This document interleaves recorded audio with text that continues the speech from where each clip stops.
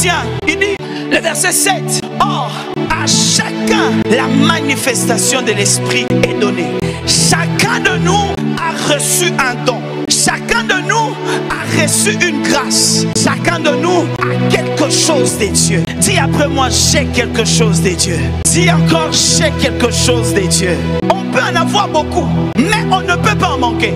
Dieu a fait que tout chrétien ait au moins un don. Tu peux en avoir 3, tu peux en avoir 4, tu peux même nager dans plusieurs dons, mais tu ne peux pas dire que tu n'as pas de don. La Bible dit à chacun est donné. Il parle à l'église. À chacun de vous est donné un don. Quand vous lisez un Pierre qu'on vient de lire, ça dit comme des dispensateurs de diverses grâces, que chacun de vous mette au service des autres les dons qu'il a reçus.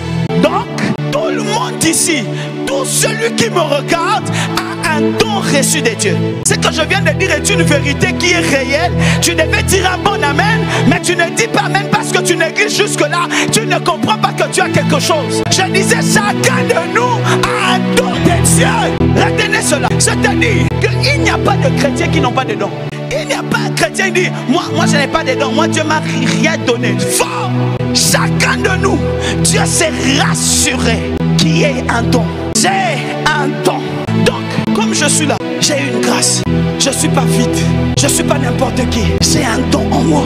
Dieu se rassure que tu aies quelque chose. Mais le plus grand problème des chrétiens, c'est l'ignorance de leurs dons. C'est l'ignorance de ton don. Ton plus grand défaut, c'est que tu ignores. Vous vous rendez compte que des chrétiens qui jusque-là ne connaissent pas le don que Dieu les a donné, ne maîtrisent même pas le don que Dieu les a donné. Bien-aimés dans le Seigneur, la connaissance de votre don produit la conscience de votre don. Lorsque vous connaissez le don que vous avez, vous êtes conscient du don que vous avez. Or, le monde spirituel est activé par la conscience. Lorsque vous êtes conscient des choses spirituelles, ces choses deviennent effectives et palpables en vous. Remarquez, tu peux être là, tu parles, on parle, rien ne se passe. Mais si seulement je dis, je sens la présence de Dieu ici, vous allez remarquer, même l'atmosphère va changer. Qu'est-ce qui change? C'est la conscience de la présence qui était là. Jacob voit l'échelle pendant qu'il dort. Quand il se réveille, il dit, je ne savais pas que Dieu était ici. Donc, pendant qu'il était ignorant, la présence n'a pas affecté ni changé sa vie. L'ignorance empêche à ce qui est dans ta vie d'affecter réellement ta vie. Voilà pourquoi on s'est dit, mon peuple périt parce qu'il lui manque la connaissance. La connaissance active la conscience. La conscience, c'est la faculté qui nous rend conscients réels des choses qui existent déjà et nous permet de bénéficier de la grâce de Dieu. Voilà pourquoi j'aimerais dire à quelqu'un, quand tu es au travail, sois conscient de la présence de Dieu. Dieu n'agit pas dans ton travail parce que tu n'es pas conscient. Tu es conscient de ton voisin, tu es conscient de ton patron, tu es conscient de ton chef, tu es conscient de ton mari, tu es conscient de tes enfants, mais tu n'es pas toujours conscient de la présence de Dieu. Et nous péchons de foi parce que nous oublions Dieu. Nous ne sommes pas conscients. La conscience permanente de la présence de Dieu nous préserve du péché. Et ça, c'est dans le domaine de la pensée. Je peux être là. Nous sommes en train de prier, mais moi je ne parle pas. Toi tu parles. Hey, moi je ne dis rien, mais moi je suis conscient. Quand tu es conscient, ton attitude change. Quand tu es conscient, ça affecte ton attitude. Parce que si vous n'êtes pas conscient, vous ne saurez être bénéficiaire de la grâce. Dieu t'a donné le don de prophétie. Dieu t'a donné parole de connaissance. Dieu t'a donné le don de libéralité. Mais ce don deviendra palpable le jour où tu deviens conscient de ça. C'est quand on prie. Moi je ne prie pas seulement pour prier, je prie pour attendre Dieu. Parce que je sais que j'ai un don et que Dieu peut m'utiliser à tout moment afin d'être une bénédiction pour les autres. C'est ainsi que quand je prie avec la conscience de ce que j'ai. Parce que je dois être un canal où Dieu doit parler.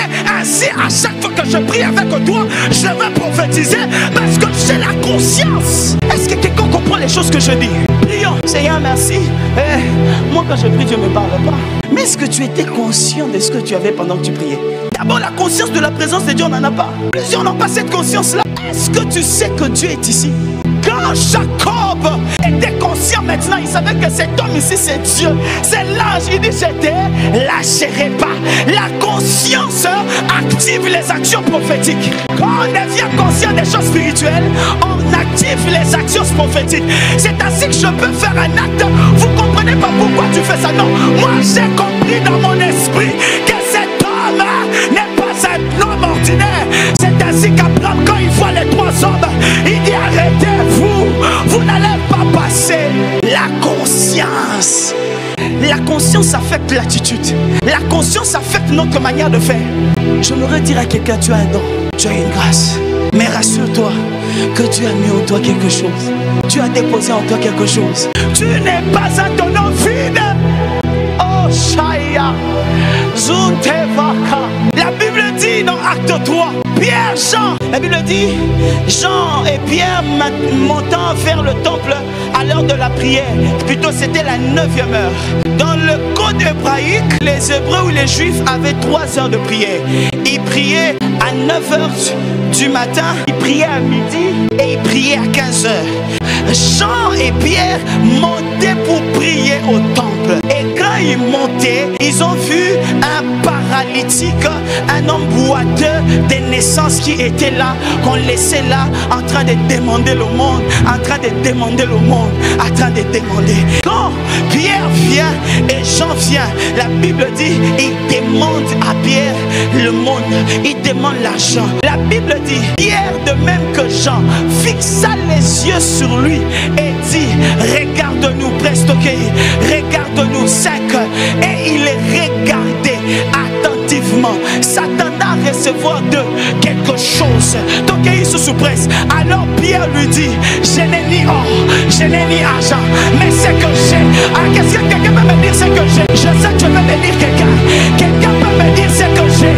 Pierre et Jean étaient conscients de ce qu'ils avaient. La conscience de ce que tu as permettra l'utilisation de ce que tu as. Lorsque tu es conscient de la grâce, tu peux utiliser la grâce. Tout celui qui n'est pas conscient du don ne sait pas utiliser son don parce qu'il ne connaît pas. Mais Pierre et Jean, il dit on a ni or. Ils étaient conscients de ce qu'il manquait. Ils étaient conscients de ce qu'ils n'avaient pas. Mais ils étaient aussi conscients de ce qu'ils avaient. La conscience de ce qu'il manquait n'a pas empêché la conscience de ce qu'ils avaient. Je peux être conscient de ce que je n'ai pas, mais je suis aussi conscient de ce que j'ai. Le problème avec nous est que ce qu'on n'a pas intimide ce qu'on a. Ce qu'on n'a pas influence ce qu'on a. C'est ainsi on oublie ce qu'on a et on se concentre sur ce qu'on n'a pas, alors que ce qu'on n'a pas a besoin de ce qu'on a pour appeler à l'existence.